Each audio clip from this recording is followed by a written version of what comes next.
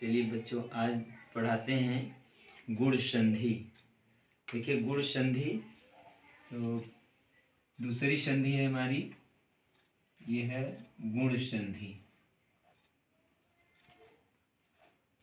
गुण संधि, इसका सूत्र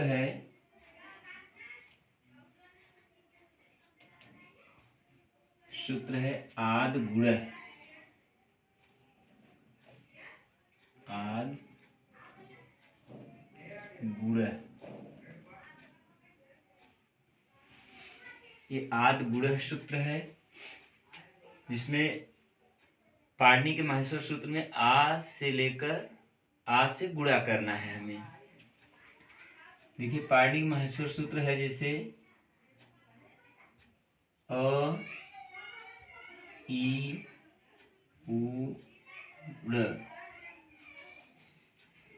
और ये पहला सूत्र है। दूसरा है री री क,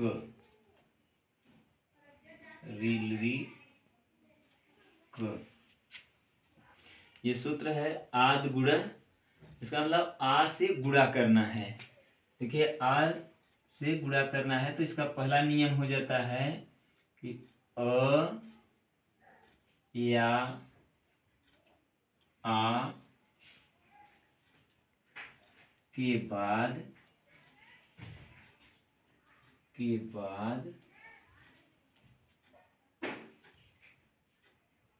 ई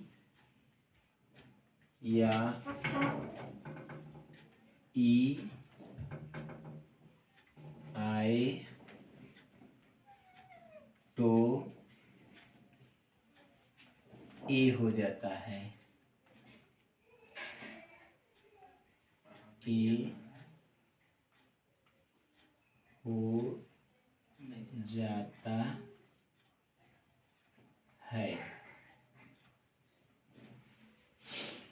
देखिए पहला नियम हो गया कि अ या आ के बाद ई या ई आए तो ए हो जाता है। उदाहरण देखिए, जैसे है महाधन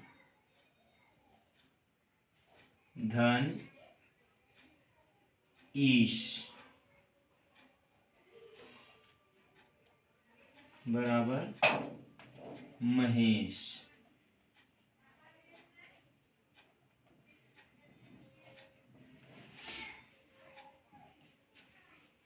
देखिए जैसे है रमा धन ईश बराबर रमेश।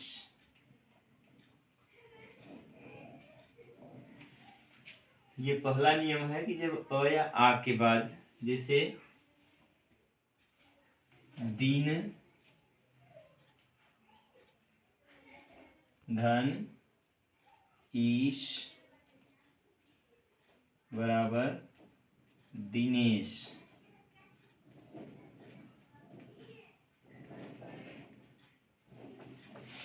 देखिए यहाँ पर न में भी अ है, क्योंकि हर स्वर हर वर्ण में अ छिपा रहता है। अ को निकालने के लिए हमें यहाँ पर हलंत लगाना पड़ता है। यहाँ हलंत लगाकर हमने निकाल लिया, जैसे यहाँ अ और प्लस आगे है हमारा ई, तो दोनों को हम मिलाते हैं तो ये बन जाते हैं ए, और ए की मात्रा न में पुनः लगा करके इसके हलंत को हटा देते हैं, तो इस तरह ये बना है दिनेश। इसी तरह यहाँ आ की मात्रा और ई की मात्रा मिलकर के ए बना, ए से बने हैं रमेश। फिर यहाँ भी, तो इस तरह ये हमारा पहला नियम गुण संधि का है। उसके बाद दूसरा नियम देखिए, दूसरा नियम इसका है कि अ या आ के बाद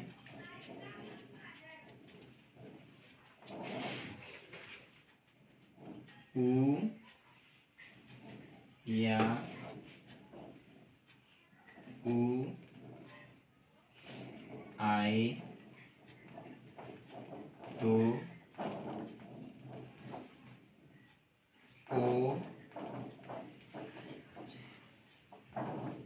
हो जाता है।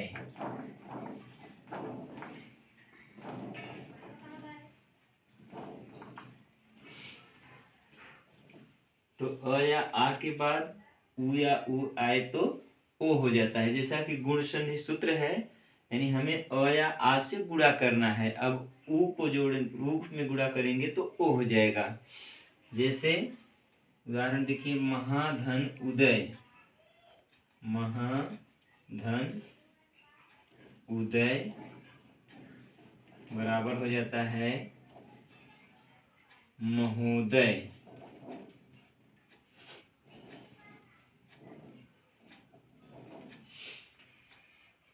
महोदय देखिए, यहाँ पर है हमारा आ और प्लस यहाँ पर हमारा है उ, दोनों को मिलाते हैं तो ये बन जाते हैं ओ, और ओ की मात्रा पुनः ह में लगा दिया गया है, जिससे ये बन गया है महोदय। और उदाहरण देखिए, जैसे है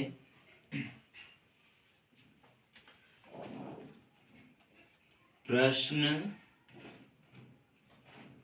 धन उत्तर, प्रश्न धन उत्तर। अब यहाँ पर न में हमारा है अ और आगे है उ, इन दोनों को मिलाकर बना लेते हैं हम ओ। अब ओ की मात्रा न में लगाएंगे तो ये बन जाएगा प्रश्नोत्तर।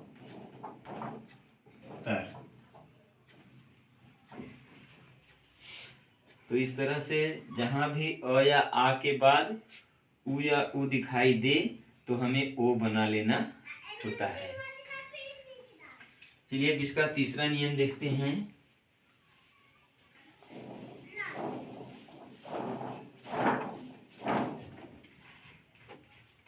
तो तीसरा नियम है अ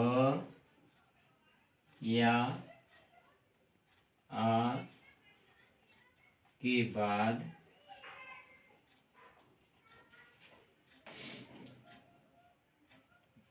री या बड़ी री आए तो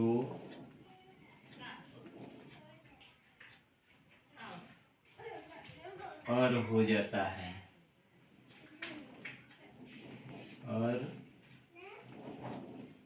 हो जाता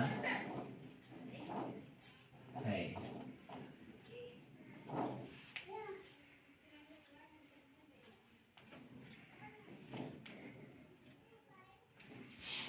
और हो जाता है, र में यहाँ हलंत होता है, आधा र बनता है। देखिए जिसे है उदाहरण इसका, महाधन ऋषि बराबर महर्षि।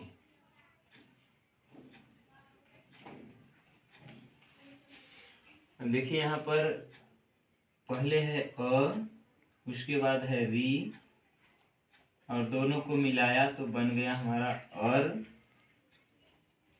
अर का र हलंत है, तो अ को पुनः ह में मिला दिए, जिससे ह पूरा हो गया। आधा र जो बचता है इसको ऊपर लगा दिया जाता है। इस तरह से ये बन जाता है महर्षि। इसी तरह और उदाहरण देख लीजिए, जैसे है देखिए देव धन ऋषि,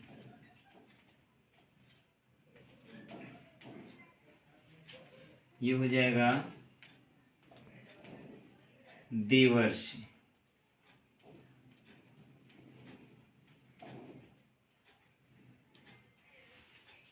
क्योंकि देव में व में अ है, आगे री है, और अ और री मिल करके अर बन जाएंगे, अ जो है व में मिल जाएगा और आधा र ऊपर चला जाता है।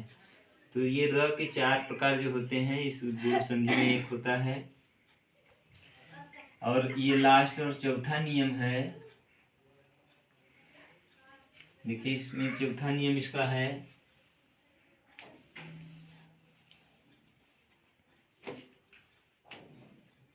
अ या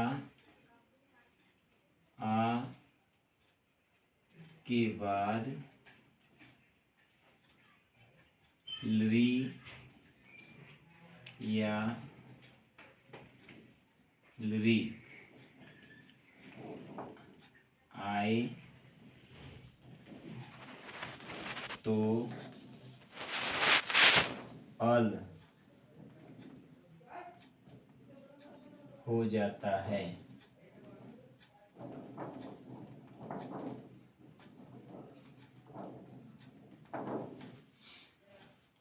देखिए यहाँ अ से इसमें भी गुणा करना है। अ या आ के बाद ली या ली आए तो अल हो जाता है। उदाहरण देख लीजिए इसका भी। जैसे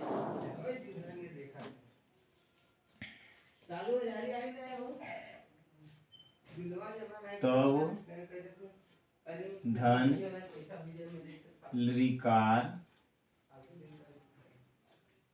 बराबर हो जाता है। अब देखिए यहाँ पर अ है और ली है, तो ये अ प्लस ली बराबर हो जाएगा अल। ल में हलंत आधा ल बनेगा, तो इसको जोड़ करके लिखते हैं, ये बन जाता है तवलकार। ये बन जाएगा तवलकार।